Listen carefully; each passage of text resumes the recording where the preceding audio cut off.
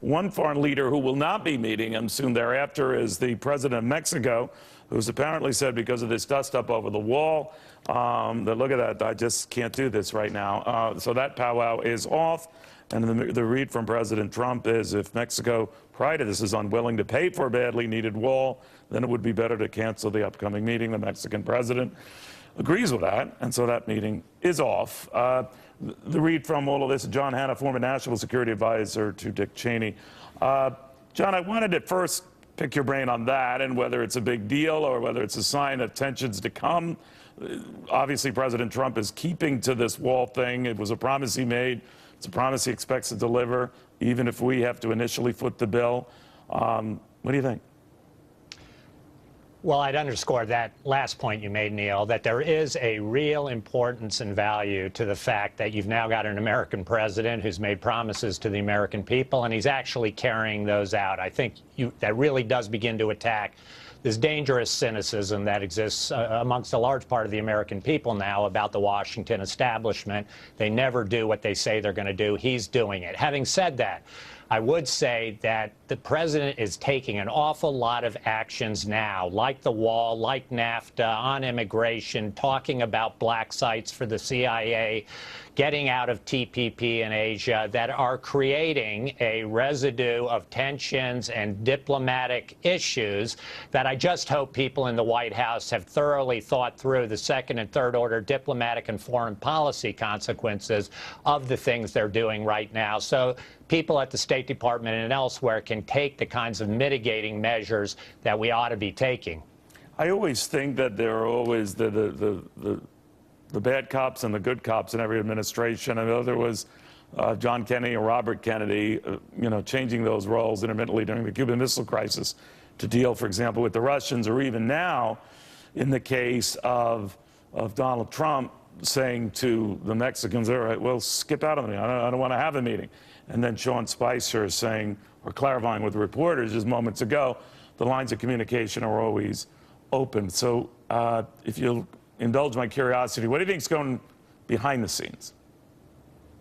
No, I think, listen, this is the president who made the art of the deal, and I think an awful lot of this is transactional, is positioning, are opening positions of what the president understands is going to be a drawn-out and perhaps lengthy and even contentious process at times as he tries to reset all of these relationships around the world that he really doesn't believe are working on behalf of the American people.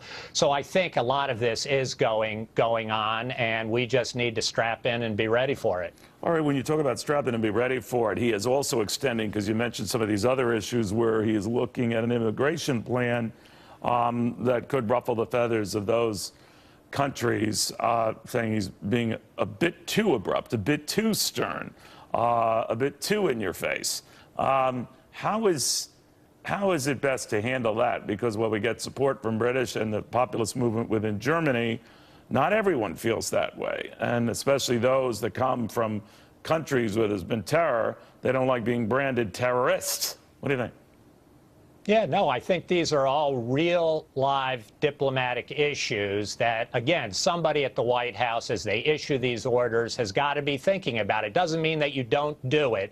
It just means, have you reached out to the French already? Have you spoken and prepared with the Germans, with any of our Arab and Islamic allies, that this is coming down the pike?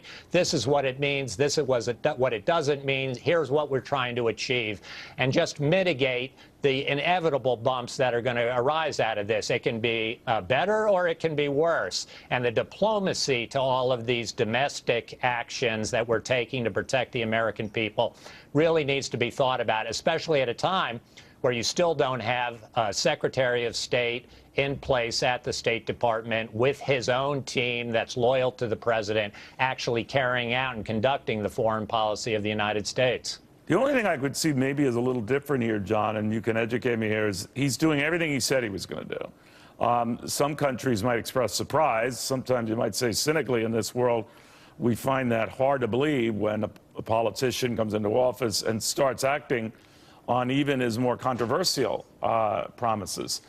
And everyone seems stunned, but it's not as if he didn't telegraph this.